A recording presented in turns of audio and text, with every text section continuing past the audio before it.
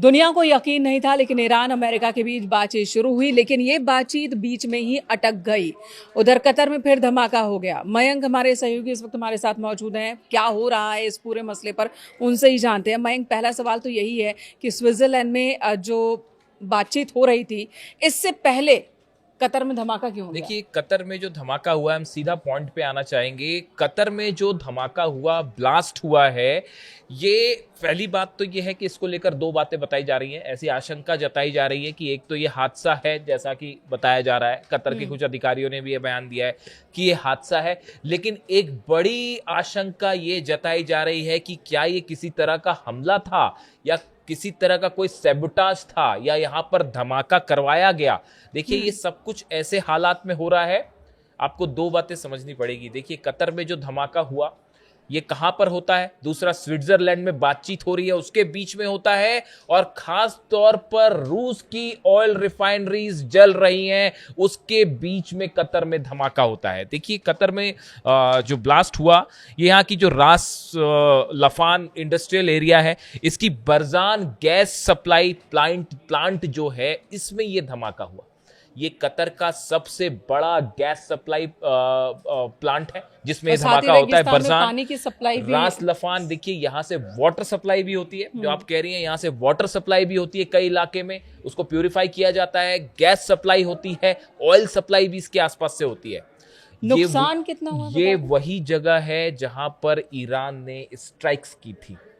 जब ये जंग चल रही थी, 40 दिन ये जो जंग चली सीज फायर के पहले, उस पर ईरान ने जब स्ट्राइक्स की थी, तो वो रास लफान इंडस्ट्रियल एरिया को सीधा हिट किया गया था मिसाइल से। देखिए, ये जो धमाका हुआ, इसमें बड़ा नुकसान हुआ है। 44 वहां के कर्मचारी, देखिए, जो धमाका हुआ, इसमें बड़ा नुकसान हुआ है। 54 एम्प्लॉयज जो वहां काम कर रहे थे, वो इंजर्ड हुए हैं, और 18 लोग लापता हैं। आप समझ रहे हैं, ये इतना बड़ा लार्ज स्केल पर ये ब्लास्ट था और अचानक से ही हुआ। देखिए, वहाँ जो कतर की तरफ से जो बयान सामने आए हैं, उसमें कहा जा रहा है कि इस पूरे प्लांट को रीस्टार्ट करने की कोशिश हो रही थी, जो कि ईरान के हमलों के बाद बंद कर दिया गया था। उसको रिस्टार्ट करने की कोशिश हो रही थी। इस दौरान जो है वो इसमें धमाका होता है। इस गैस जो प्लांट है, इसका इस्तेमाल देश को सप्लाई करने वाली बिजली में होता है। रेगिस्तान में पानी जो है उसको प्यूरिफिकेशन और उसकी सप्लाई में होता है। इसके अलावा जो ऑयल और गैस फैसिलिटी तो वो है ही। तो अब ये कहा जा रहा है कि इसको रिस्टार्ट करने के दौरान ये धमाका हुआ, लेकिन बड़े सारे एक्सपर्ट इसको लेकर सवाल भी खड़े कर रहे हैं। तो क्या मुमकिन है कि ईरान की ओर से अटैक किया गया हो? देखिए, ये बात, इस बारे में तो अभी कुछ नहीं कहा जा सकता। ईरान ने ऐसा कुछ नहीं कहा है कि हमने ये हमला किया है या नहीं किया है, लेकिन देखिए, अभी मिडिल ईस्ट में बड़ी सारी चीजें ऐसी हो रही हैं जिसमें कौन क्या कर रहा है, आप कुछ अंदाजा नहीं लगा सकते।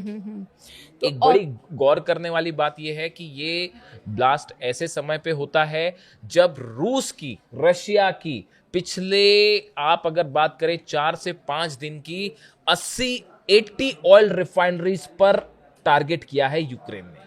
या तो ड्रोन अटैक्स हुए हैं या मिसाइल अटैक्स हुए हैं।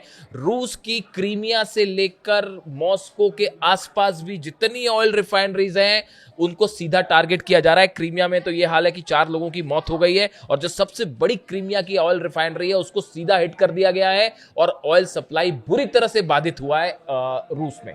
और ये सब कुछ कब हो रहा है?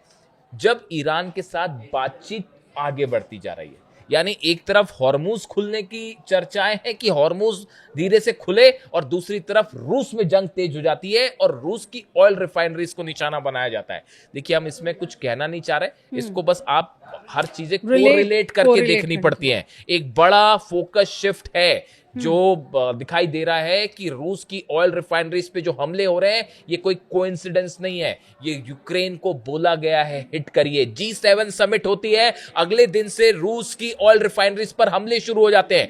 और देखिए, आप दोनों चीजें एक साथ नहीं हो सकती कि रूस की जो ऑयल रिफाइनरी वो भी जलने लगे और ईरान का सप्लाई तेल जो है वो भी रुक जाए। मुश्किल खड़ी हो जाएगी पूरी दुनिया में। तो कोशिश ये हो रही है कि ईरान के ऑयल को सप्लाई किया जाए धीरे से, हॉर्मुज खोला जाए और रूस को दबाया जाए। क्या इसका कोई कनेक्शन था कतर में जो धमाका हुआ उससे? अभी कुछ दावे नहीं है, किसी ने कुछ नहीं कहा है। तो आपका जो सवाल था कि ईरान ने ऐसा कुछ नहीं कहा कि हमने कोई धमाका किया या नहीं किया, ईरान का इससे कोई लेना देना नहीं। मयंक, उधर जो बातचीत स्विट्जरलैंड में हो रही थी उससे लेकर भी कई सारी चीजें आ गई कि ट्रंप ने धमका दिया, धमकी की वजह से जो ईरान के प्रतिनिधिमंडल थे उन्होंने बीच में ही छोड़ दी बातचीत। विस्तार से बताइए वहां क्या हुआ। उम्मीदें बहुत ज्यादा थी नहीं, लेकिन और भी ज्यादा बिगड़ गई। अब देखिए कल जो तस्वीरें आई वो बड़ी मैंने गौर से देखी, कल रात भर मैंने इसको फॉलो किया। स्विट्जरलैंड में देखिए जहां मुलाकात हो रही थी, जिस जगह पर पहली तस्वीर सामने आई कि वहां के एक हॉल में अब्बास अराक्ची विदेश मंत्री ईरान के एंटर करते हैं। सामने शहबाज शरीफ पाकिस्तान के प्रधानमंत्री खड़े हुए थे, क्योंकि वो भी उस डेलीगेशन का जो दो कंट्रीज कतर के साथ वो भी मौजूद थे वहां पर। शहबाज शरीफ ने अब्बास अराक्ची को वेलकम किया। उसके बाद शायद शहबाज शरीफ की ये कोशिश थी कि अब्बास अराक्ची जो हैं वो जेडी वेंस से भी मिले, लेकिन वो नहीं मिले। अमेरिका के उपराष्ट्रपति से भी मिले, लेकिन अब्बास अराक्ची ने तुरंत मना कर दिया। वो वहां से पलटते हैं और अलग चले जाते हैं। यानी एक हॉल में अमेरिका का डेलीगेशन भी मौजूद था, जेडी वेंस भी मौजूद थे, स्टीव विटकॉफ भी मौजूद थे, जेरेड कुशनर भी मौजूद थे, लेकिन अब्बास अराक्ची ने किसी से बात नहीं की। हालांकि ऐसी कोशिश थी शहबाज शरीफ की, ऐसा लगा बॉडी जेस्चर से कि वो चाह रहे हैं कि वो उनसे भी मिले, लेकिन अब्बास अराक्ची ने मिलने से मना कर दिया। उसके बाद देखिए बात शुरू होती है। बात शुरू हुई, करीब 80 मिनट की बात हुई। इस 80 मिनट में क्या हुआ और 80 मिनट के बाद क्या हुआ, ये दोनों बेहद ही इंटरेस्टिंग बातें हैं।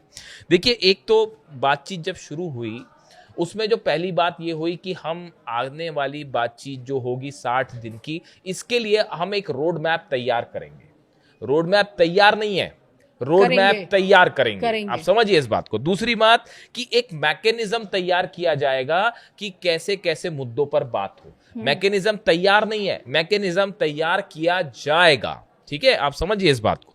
फिर तीसरी बात ये कही गई कि जो टेक्निकल मुद्दे हैं कि न्यूक्लियर मुद्दे का क्या होगा, यूरेनियम एनरिचमेंट लेवल का क्या होगा, इसके लिए एक हाई लेवल कमेटी बनाई जाएगी जो चर्चा करेगी कि क्या करना है। ये भी फ्यूचर टेंस में चल रहा है मामला। हाँ, फिर चौथी बात हुई कि न्यूक्लियर जो मुद्दा है उस पर भी चर्चा के लिए एक ग्रुप बनाया जाएगा। यानी ये जितनी 60 दिनों में चर्चा कुछ नहीं हुई साहब अभी तक। ना यूरेनियम पर चर्चा है, ना न्यूक्लियर मुद्दे पर चर्चा है, ना हॉर्मूज पर चर्चा है, ना हथियारों, किसी चीज पर कोई चर्चा नहीं हुई। कल जो बैठक हुई उसमें यह था कि हम बातचीत कैसे करेंगे इसको लेकर बस बात हुई। और साथ में, और देखिए एक बात और समझ जाइए, ईरान अब हर बातचीत को अपनी शर्तों पे करेगा। ये बात ईरान का स्टैंड जो है पूरी दुनिया के सामने क्लियर।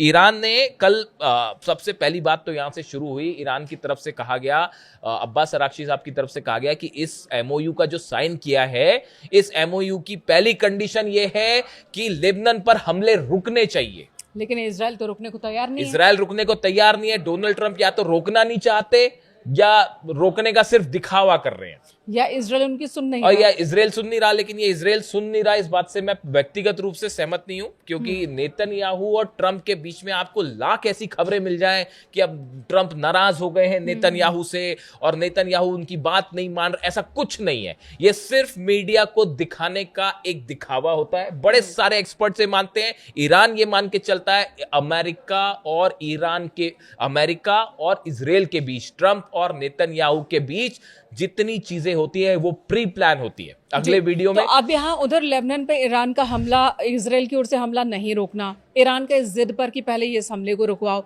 अमेरिका की तरफ से यानी कि ट्रंप की ओर से धमकी दे देना, वो भी तब बातचीत चल रही है, कोशिश हो रही है।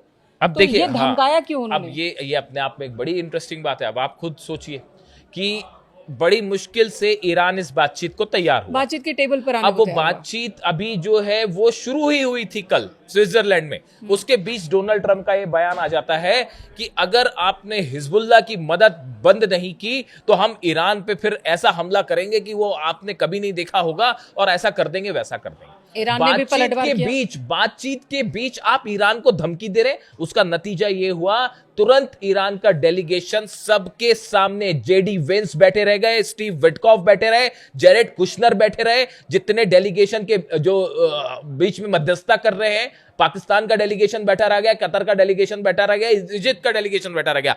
ईरान के प्रतिनिधि वहां से तुरंत उठे, अब्बास अरागची, गलीबाफ साहब, और उठ के वो बाहर चल दिए। उन्होंने साफ कहा कि देखिए ये धमकी देना तो पहले बंद करिए, ये आप जो बातचीत के बीच बीच में धमकी दे। और आप देखिए बड़ी हैरान करने वाली बात है, आप खुद सोचिए जरा इसका लॉजिक, कि जहां एक तरफ डोनाल्ड ट्रंप लगातार ये कोशिश कर रहे हैं किसी तरह से बातचीत हो जाए, डोनाल्ड ट्रंप लिटरली गिड़गिड़ा रहे हैं। ये जो 14 पॉइंटर्स का जो समझौता है, इसमें एक पॉइंट को छोड़ के 13 बिंदु ऐसे हैं जिसमें अमेरिका झुक गया ईरान के सामने, सिर्फ एक पॉइंट को छोड़ के, यूरेनियम वाले पे।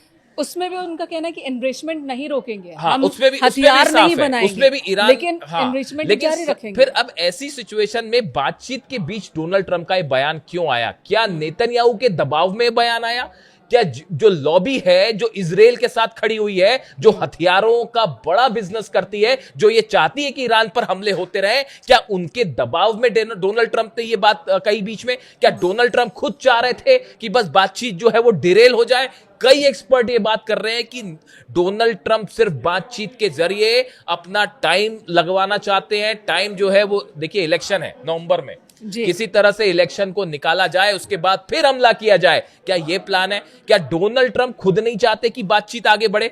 ऐसा कई एक्सपर्ट्स की राय है। जिस तरह से कल उन्होंने ये बयान दिया, ये बिल्कुल वैसा ही सुसाइडल बयान था। अगर कोई बातचीत वाकई करना चाहता होता तो बीच में इतने आपने जंग देख ली, इतने आप 100 दिनों से ज्यादा से आप लड़ रहे हो ईरान से, आपको समझ नहीं आई कि आप ईरान को नहीं झुका सकते? बच्चे को ये बात समझ में आ गई है कि किसी कीमत पर ईरान को ना बातचीत में झुकाया जा सकता है, ना जंग में झुकाया जा सकता है। तो फिर आपने बीच में बयान क्यों दिया? और दूसरी बात, यूरेनियम वाली बात, देखिए डोनाल्ड ट्रंप ने कहा कि अगर जो है वो आप हिजबुल्लाह की मदद बंद नहीं करोगे तो फिर हम वैसे ही हमला करेंगे जिस जैसे पिछले हफ्ते करते।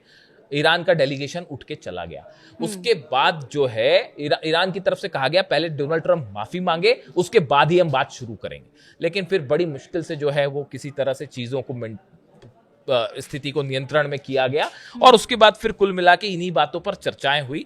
ये बहुत ही सुपरफिशियल लेवल की बात थी, जो ऐसे बिना मन के बात, जो टॉक्स के एक्सपर्ट्स हैं वो बता रहे हैं कि ये पहले दौर की बातचीत एकदम फेल रही। भले पाकिस्तान की तरफ से बयान आ रहा है या कतर या इजिप्ट की तरफ से बयान आया कि बहुत अच्छा कुछ हुआ है, ऐसा कुछ भी नहीं हुआ। ये सब फ्यूचर टेंस की बातें हैं कि रोड मैप बनेगा, मैकेनिज्म बनेगा, एक कमेटी बनेगी। ये बहुत ही उथली लेवल की बातचीत है और शायद ये विश्वास की कमी बता रही है, और डोनाल्ड ट्रंप पे वैसी विश्वास बिल्कुल। नहीं किया। और मैं बात हम इजराइल की भी करेंगे कि आखिर इजराइल के मन में क्या है, नेतन्याहू क्या चाह रहे हैं। लेकिन उससे पहले एक और वीडियो की बात कर लेते हैं इसी बातचीत के दौरान, कि जब डेलीगेशन कतर का पहुंचा, उन्होंने भी पाकिस्तान के प्रधानमंत्री से तो मुलाकात की, गले मिले, लेकिन जेडी वेंस को, अमेरिकी उपराष्ट्रपति को, उन्होंने भी नजरअंदाज कर दिया।